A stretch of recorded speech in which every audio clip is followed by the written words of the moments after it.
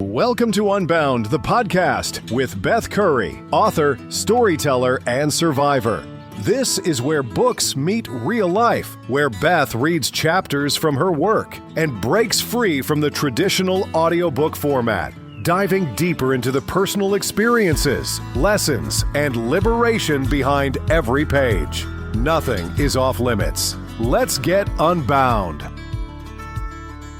Hey everybody, welcome back to Unbound, Season 2, The Weight of Truth. I'm Beth. This chapter is called The Scarcity Trap, Why You Can't Stop Eating. And as you will see when I start reading, this is one of the most important chapters of this book.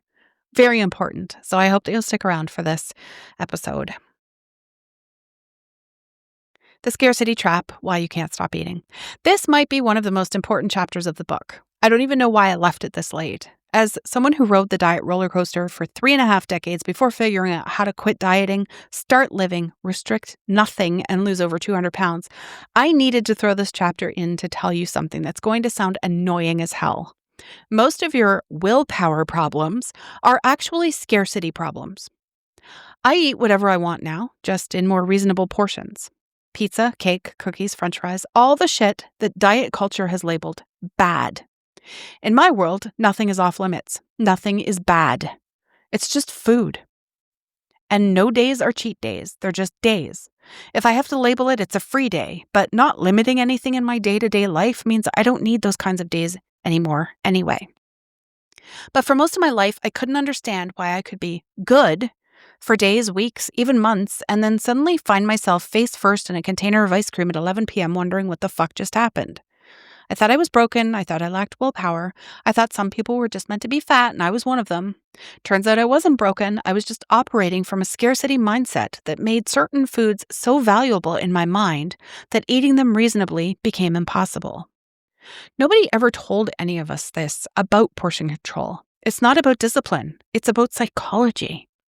Many of us struggle with portion control because we've turned certain foods into precious commodities. We take one bite and suddenly we're in a full-blown binge, wondering why we can't just eat like a normal person. This happens because we've attached way too much emotional and psychological value to these foods. Food isn't just fuel. It's tied up with our emotions, memories, and culture.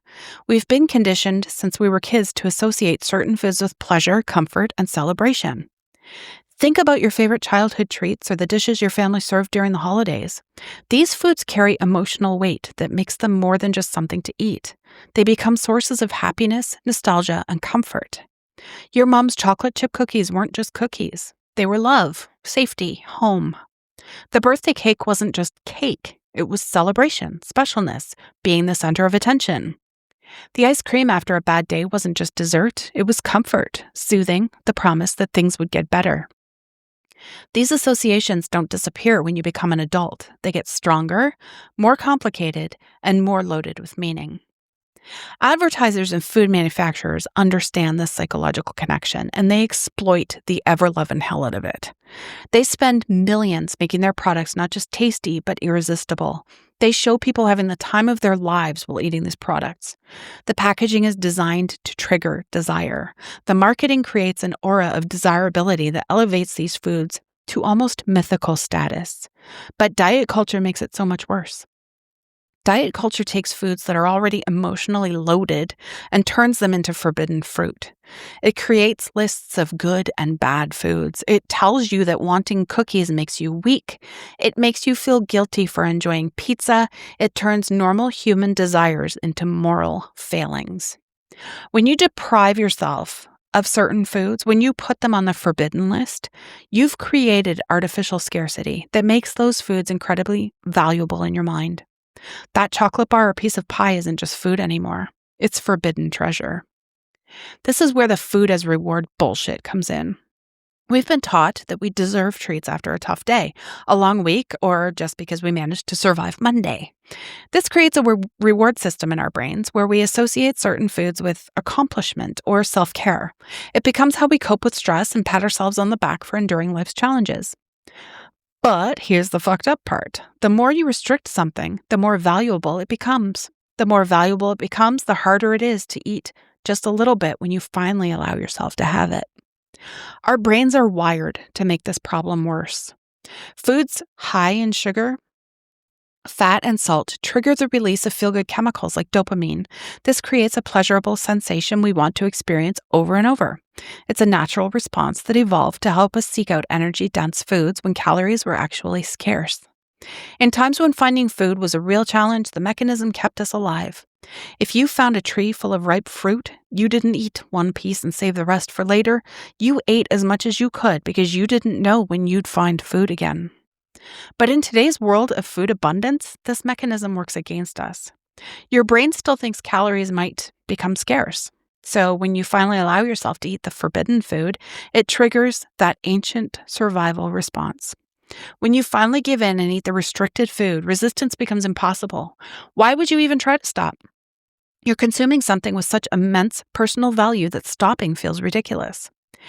This is what happened to me every single time I broke a diet. I'd be good for weeks, white-knuckling my way through cravings, telling myself I didn't need those foods. Then something would happen, stress, emotions, a special occasion, or just plain exhaustion from restricting, and I'd eat one cookie. But because that cookie had been forbidden for so long, because I'd created so much scarcity around it, my brain treated it like I was ending a famine.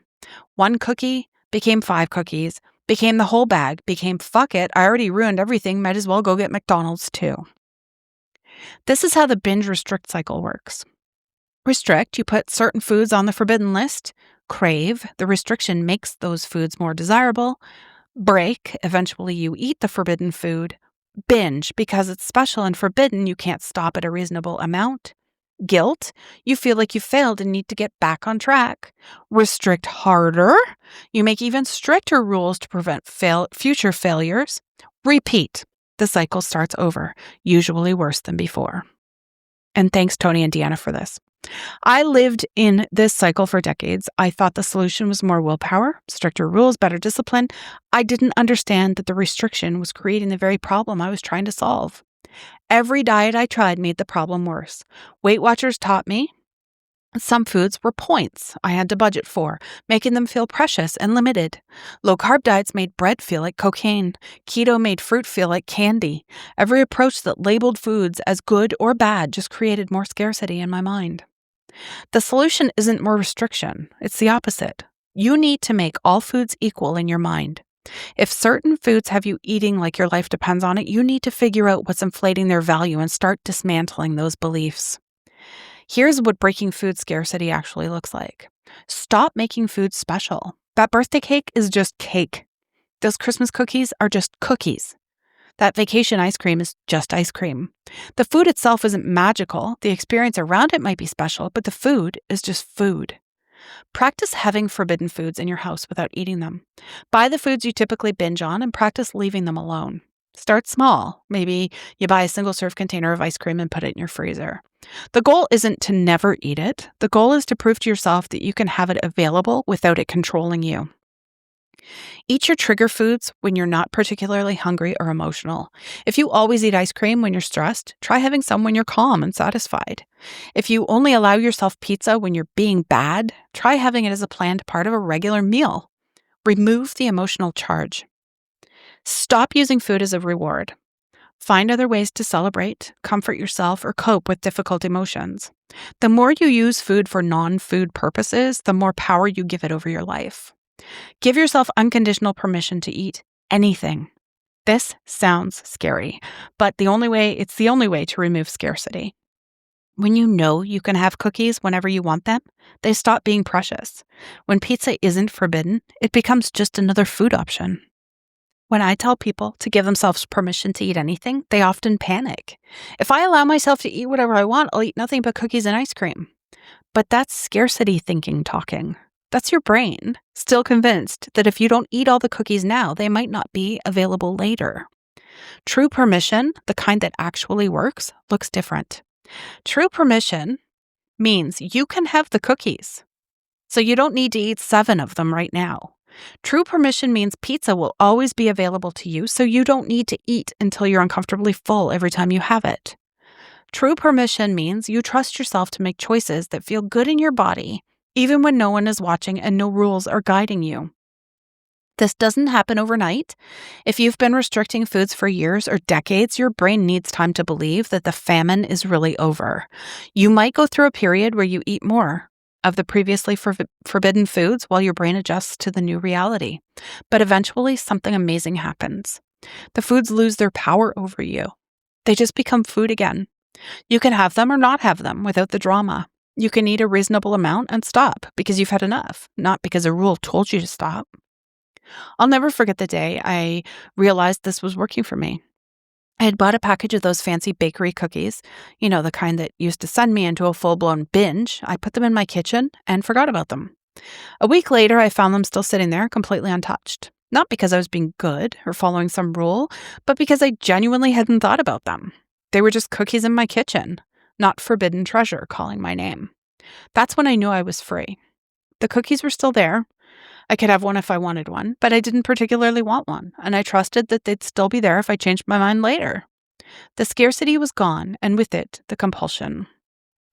Practical steps to end food scarcity. Number 1, identify your scarcity foods. What foods do you think about obsessively? What foods do you eat differently when you're alone versus with others? What foods make you feel out of control? These are the foods where you've created artificial scarcity. Number 2, start with exposure without consumption. Buy these foods and practice having them around without eating them. Put them in places where you'll see them regularly. The goal is to prove to your brain that these foods are abundant and available. Number 3, practice eating them in a calm state. When you do eat these foods, try to do it when you're not particularly hungry, emotional, or stressed. Eat them slowly, pay attention to how they taste, and stop when you've had enough. Number 4, remove the moral charge. Stop calling foods good or bad, clean or dirty, healthy or unhealthy. They're just foods with different nutritional profiles. Some foods make your body feel better than others, but none of them are morally superior. Number 5, practice unconditional permission. This is the hardest part, but the most important. You have to truly believe deep down that you can eat anything you want anytime you want it. Not as a cheat day or a special occasion, but as a normal part of life.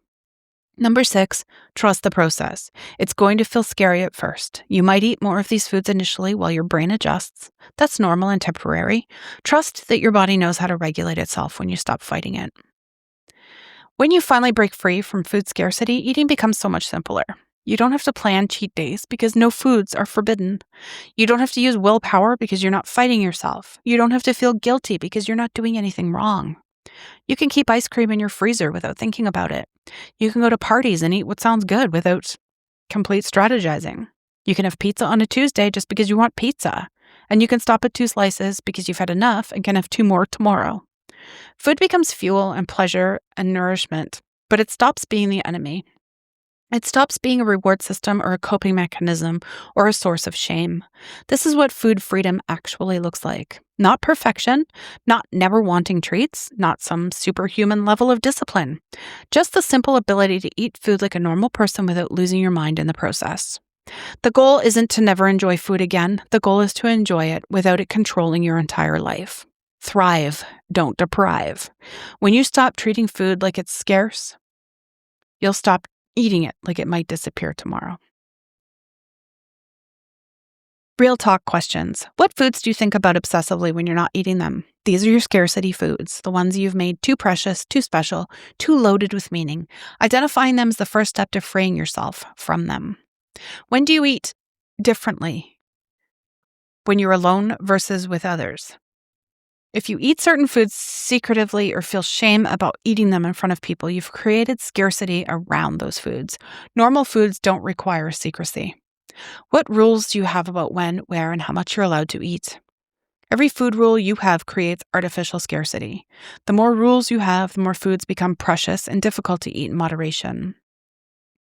Scarcity busting exercise. Choose one scarcity food and practice having it available without restriction for 1 week. Buy the food and put it somewhere visible in your kitchen. Tell yourself you can eat it anytime you want, in any amount you want. When you eat it, do it calmly and pay attention to how it tastes. Notice what happens to your desire for this food over the week. Observe whether having unconditional permission changes how much you want to eat it. The goal isn't to never eat the food. The goal is to prove to yourself that having it available doesn't mean you have to eat all of it right now. Truth bomb. The foods you can't stop eating are more delicious than other foods. Sorry, they aren't more delicious than other foods. They're not chemically addictive in ways that other foods aren't. They're not inherently irresistible. They're foods you've made artificially scarce through restriction, rules, and moral judgments. Remove the scarcity and you remove the compulsion. You don't need more willpower. You need less restriction. You don't need better discipline. You need true permission. You don't need to avoid your trigger foods. You need to make them so available and acceptable that they stop being triggers. The prison door has been open this whole time. You just have to walk through it. So this chapter almost didn't make it into the book because I thought it would be too controversial. I thought people might hear eat whatever you want and think that I was telling them to abandon all structure and just binge on junk food. But that's not what this is about at all. This is about understanding why you binge in the first place. And most of the time, it's not because you lack willpower or discipline, right? It's because you've created this artificial scarcity around certain foods that makes eating them reasonably almost impossible. So like I said, I eat pizza, I eat cake, I eat cookies, I eat French fries, all the foods that diet culture has demonized. But I eat them in reasonable portions and then I stop and I don't think about them obsessively for the rest of the day. It's not because I have this superhuman willpower all of a sudden. It's because I've learned to remove the scarcity. And I have removed the scarcity. When I was on Weight Watchers at 11 years of age was the first time, but probably about the fifth or sixth time I went on to Weight Watchers, cookies were points that I had to budget for. Food was points I had to budget for, and that made them feel limited, you know? And when I do low carb, which I'm doing right now currently, bread felt like cocaine. I mean, it doesn't anymore. I'm able to do low carb without bread feeling like a friggin' drug. And when I did keto, fruit felt like candy. Not anymore. Like I do try to control like my sugar intake, but I will still have fruit. But every diet that labeled foods as good or bad just created more scarcity in my mind. And that scarcity is what made me binge. It's what makes you binge too. And the binge restrict cycle that I described, I lived in it for decades. I would restrict, then I would crave, then I would break, then I would binge, then I would guilt, then I would restrict harder, over and over and over and over and over. And I thought the solution was more willpower or stricter rules or better discipline. This is the curse of a frickin' diet. Stop dieting, people, because we're wrong. The restriction is creating the problem. Absolutely. So we need to stop dieting. That cookie experiment that I mentioned, they went untouched. That was the moment I knew I was free. The cookies were just cookies. They weren't these treasures that I had to eat. And I didn't care that they had gone stale. Whatever. Whoop-de-doo. Throw them in the garbage. Not a big deal. Got to remove the scarcity and you'll remove the problem. And the phrase that I like to say all the time, thrive, don't deprive. It's 100% true. Just don't, try it. Just try the exercises that I said to do. You'll see. If you want to discuss this episode with anyone else, including myself, you can join the Facebook group. Links in the show notes. If you want to support production costs, despite the fact that this podcast is free and will always be free, it still costs money. If you want to help with that at all, the support info is also in the show notes. Remember that you're not broken, you are capable, and food freedom is absolutely possible. Thank you so much for being here, and I will see you in the next episode. Thanks for listening to Unbound with Beth Curry. Join the conversation in the Facebook group or visit author.bethcurry.com. Want to support the show? Head to ko-fi.com/unbound podcast. Until next time, stay unbound.